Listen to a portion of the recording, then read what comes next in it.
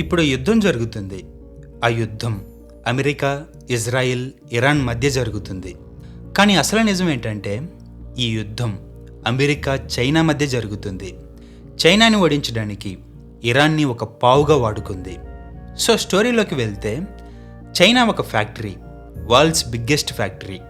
రోజు కొన్ని కోట్ల వస్తువులు తయారు చేస్తుంది. సో ఆ ఫ్యాక్టరీ నడవాలంటే ఒక్కటే ఒకటి కావాలి, అదే ఆయిల్. అది కొద్ది మొత్తంలో కాదు, ఒకరోజు 2 రోజులు కాదు, చాలా అంటే చాలా కావాలి, ప్రతిరోజు ఆగకుండా కావాలి. సో చైనా దగ్గర తన సొంత ఆయిల్ చాలా తక్కువ, అది మరో దేశం నుండి ఇంపోర్ట్ చేసుకోవాలి. ఇప్పుడు ప్రపంచంలో అత్యంత చౌకగా, అత్యంత పుష్కలంగా ఆయిల్ ఎక్కడ దొరుకుతుంది? మిడిల్ ఈస్ట్లోని ఇరాన్, ఇరాక్, సౌదీ అరేబియాలో దొరుకుతుంది. కానీ ఇక్కడే ఒక ప్రాబ్లం ఉంది. మిడిల్ ఈస్ట్ అనే ఒక ప్రాంతంలో అమెరికా పోలీస్ ఉంది, యుఎస్ నేవీ యొక్క వార్షిప్స్ ఆ ప్రాంతంలో ఉన్నాయి, యుఎస్ మిలిటరీ బేసెస్ ఉన్నాయి. యుఎస్ దోస్తులైన సౌదీ అరేబియా, ఇజ్రాయిల్, యుఏఈ అందరూ ఆ మిడిల్ ఈస్ట్లోనే ఉన్నారు. సో ఇప్పుడు చైనా ఆయిల్ కొనాలంటే అమెరికన్ పర్మిషన్తో, అమెరికన్ రూల్స్ ఫాలో చేసి తీసుకోవాలి. ఇది చైనాకి మహా చిరాగ్గా ఉంది. ఇప్పుడు చైనా తనకు తానే ఒక సింపుల్ క్వశ్చన్ అడిగింది. అమెరికా పోలీస్ని బైపాస్ చేసి మిడిల్ ఈస్ట్లో నాకంటూ ఒక సొంత ఫ్రెండ్ ఉంటే, సో ఆ ఫ్రెండే ఇరాన్ రూపంలో దొరికేశాడు. ఇక్కడ చైనాకి ఇరాన్ ఎందుకు అంత యూజ్ఫుల్? ఎందుకంటే ఇరాన్ అనేది మిడిల్ ఈస్ట్లో అమెరికాకి పెద్ద ఎనిమి. అమెరికా ఇరాన్ మీద శాంక్షన్స్ పెట్టింది, ఐసోలేట్ చేసింది, దాని ఎకానమీ చంపేసింది.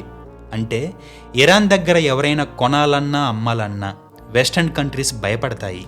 సో దాంతో ఇరాన్ దగ్గర బయ్యర్స్ లేరు, మనీ లేదు, టెక్నాలజీ లేదు. ఎగ్జాక్ట్గా ఇక్కడే చైనా ఎంట్రీ ఇచ్చింది.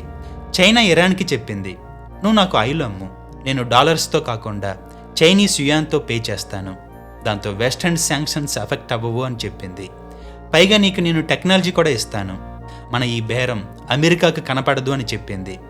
ఇరాన్కి వేరే దారి లేదు, చైనాకి చీప్గా ఆయిల్ కావాలి. So deal done. కానీ ఇది కేవలం ఆయిల్ డీల్ మాత్రమే కాదు, ఇక్కడి నుండే అసలు కథ మొదలవుతుంది. చైనాకి ఇరాన్ ఒక్కటే సరిపోదు, దానికి ఒక పెద్ద మొత్తంలో నెట్వర్క్ కావాలి. సో చైనా దీర్ఘంగా ఆలోచించింది, నాకు ఇరాన్ ఆయిల్ మాత్రమే కాదు, మిడిల్ ఈస్ట్ అంతా నేను చెప్పినట్టు తలోపాలి, ఆ ప్రాంతంలో ప్రెజెన్స్ కావాలి, అది ఉంటేనే అమెరికాని ఛాలెంజ్ చేయగలను అని అనుకుంది.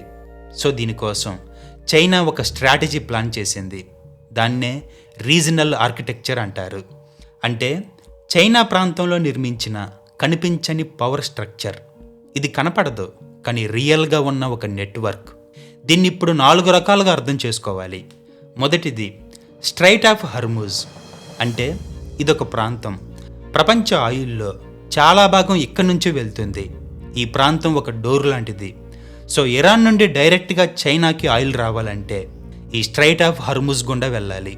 ఈ ప్రాంతం దగ్గర ఇరాన్ ఉంది. ఇరాన్ ఫ్రెండ్లీగా ఉంటే ఆ వాటర్ రూట్ సేఫ్, ఫ్రెండ్లీగా లేకపోతే చైనా ఆయిల్ సప్లైకి డైరెక్ట్ థ్రెట్. ఇక రెండవది, ఇరాన్ చుట్టూ ఉన్న ఇరాన్ కంట్రోల్ చేసే ప్రాక్సీ గ్రూప్స్. వీళ్ళని తీవ్రవాదులు అనొచ్చు. అంటే లెబనాన్లో హెజ్బల్లా, యెమెన్లో హౌతీస్, ఇరాక్లో షియా మిలిషెస్. వీళ్ళందరూ Iran money, Iran weapons, Iran ట్రైనింగ్తో నడుస్తారు. వీళ్ళు మిడిల్ ఈస్ట్లో అమెరికన్ బేసెస్ని, ఇజ్రాయిల్ని, యుఎస్ ఫ్రెండ్స్ని డిస్టర్బ్ చేయగలరు. దాంతో ఇరాన్ని గుప్పెట్లో పెట్టుకుంటే చైనా డైరెక్ట్గా అమెరికాపై వారు చేయకుండా ఇరాన్ చేత చేపించగలదు. అండ్ అమెరికా మిడిల్ ఈస్ట్లో బిజీగా ఉంటే చైనా మీద అటెన్షన్ తక్కువగా ఉంటుంది. ఇది చాలా క్లెవర్ ఐడియా. ఇక third one, surveillance technology export. చైనాలో ఒక ప్రాంతంలో ఒక ప్రత్యేకమైన ముస్లిమ్స్ ఉన్నారు, వారిని యూగర్స్ అంటారు. వీళ్ళ మూలం టర్కిష్లో ఉంది. వీళ్ళు ఎప్పటి నుంచో చైనాలో బ్రతుకుతున్నారు. సో వీళ్ళని 24 అవర్స్ ట్రాక్ చేయడానికి cameras, facial recognition, internet control system build చేసింది. చైనా ఈ సిస్టంలో ప్రపంచంలోనే చాలా అడ్వాన్స్గా ఉంది. అదే టెక్నాలజీని చైనా ఇరాన్కు అమ్మింది. ఇక్కడ ప్రశ్న ఏంటంటే, ఇరాన్ ఎందుకు కొనింది? ఎందుకంటే ఇరాన్లో తరచూ నిరసనలు జరుగుతాయి.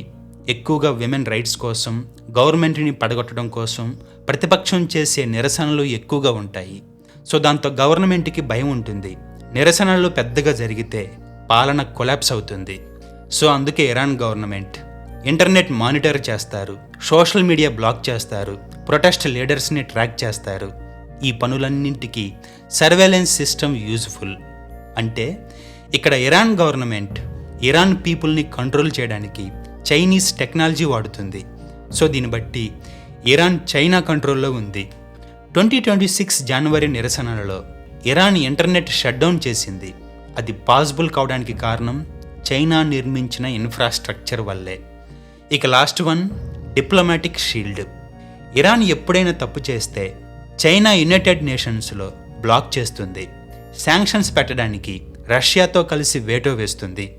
సో ఇక్కడ ఇరాన్కి ఒక పవర్ఫుల్ బాడీగార్డ్ దొరికింది, అలాగే చైనాకి ఒక లాయల్ మిడిల్ ఈస్ట్ పార్ట్నర్ దొరికింది. ఈ 4 కలిపితే అంటే oil route, proxy distraction, surveillance export and diplomatic cover. ఇదే చైనా నిర్మించిన ఆర్కిటెక్చర్. అంటే ఇది ఒక్క ఇరాన్తో మొదలై మెల్లగా సిరియాకి, లెబనాన్కి, యెమెన్కి, ఇరాక్కి ఎక్స్టెండ్ అయింది. చైనా డైరెక్ట్గా ఏ దేశంలోనూ దళాలు పెట్టలేదు, కానీ ఇరాన్ని సెంటర్గా పెట్టుకొని మిడిల్ ఈస్ట్ ఇన్ఫ్లుయెన్స్ సంపాదించింది. ఇప్పుడు ప్రజెంట్కి వస్తే 2025లో ఇజ్రాయిల్ ఇరాన్ యొక్క న్యూక్లియర్ ప్రోగ్రామ్ని నాశనం చేసింది. అండ్ 2026లో యుఎస్, ఇజ్రాయిల్ కలిసి ఖమేనీతో సహా సీనియర్ లీడర్షిప్ని చంపేశారు. దీని కాన్సిక్వెన్స్ ఏంటంటే హెజ్బుల్లాకి మనీ రావడం ఆగింది, హౌతీస్కి వెపన్స్ రావడం ఆగింది, చైనాకి ఆయిల్ రూట్ అన్స్టేబుల్ అయింది, అండ్ మెయిన్గా చైనా నిర్మించిన ఎంటైర్ నెట్వర్క్కి క్రాక్ వచ్చింది. ఒక్క ఇరాన్ పడిపోయేసరికి చైనా దశాబ్దాల దూరదృష్టి, దశాబ్దాల ఇన్వెస్ట్మెంట్ అంతా నాశనం అయింది. China and middle east foreign policy మీద పనిచేసే ఎనలిస్ట్ ఒకరున్నారు. ఆమె పేరు జినెబ్ రిబూవా. ఆమె మొన్న జరిగిన స్ట్రైక్ని అమెరికా, ఇజ్రాయిల్ వర్సెస్ ఇరాన్ కాదు, దీని రియల్ టార్గెట్ చైనా యొక్క మిడిల్ ఈస్ట్ స్ట్రాటజీని నాశనం చేయడం కోసమే అంది. ఇరాన్ అనేది చైనా చెస్ బోర్డు మీద అత్యంత ఇంపార్టెంట్ పీస్. ఇప్పుడు ఆ పీస్ కొంతవరకు తీసేయడం జరిగింది. దీనంతటిని చైనా అఫీషియల్గా ఖండించింది, కానీ లోపల బగబగ మండుతుంది. సో ఇది అసలు కథ. సో దీన్ని బట్టి పవర్ యొక్క నేకెడ్ ట్రూత్ ఎలా ఉంటుందో మనం చూడొచ్చు. ప్రపంచంలో ఫ్రెండ్షిప్ అనేది లేదు, ఉన్నది ఒక్కటే, అదే అవసరం. 2 దేశాలు దగ్గరవుతున్నాయంటే అర్థం వాళ్ళు ఒకరికొకరు యూజ్ అవుతూ ఎత్తుకు పై ఎత్తులేస్తున్నారని అర్థం. ఆ అవసరం తీరిపోయే రోజులు వస్తే ఫ్రెండ్షిప్ కూడా కట్ అవుతుంది. అది దేశాల మధ్య అయినా, మనుషుల మధ్య అయినా.